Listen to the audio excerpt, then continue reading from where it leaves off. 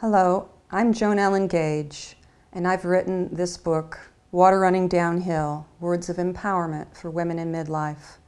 Today I'm going to perform the theme poem, Water Running Downhill. I see my life like water running downhill, believing each precious droplet is a moment lost to me.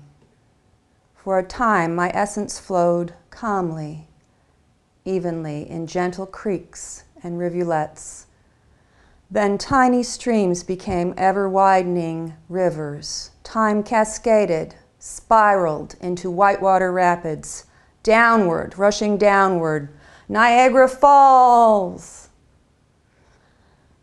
After the thundering crescendo, and as the course of my being tapers, eventually becoming an evaporating trickle, I will remember the deluge fondly while coming to terms with the imprint of my past life, knowing my destiny awaits me like a dried-up riverbed awaits the raging river. I see my life like water running downhill.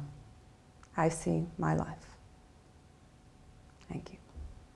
I've written Water Running Downhill for women to dare to change their lives. If you feel that you would like to change your life, please go to my website at www.waterrunningdownhill.com. There you will find links to buy the book at Amazon.com, Barnes & Noble, and iUniverse.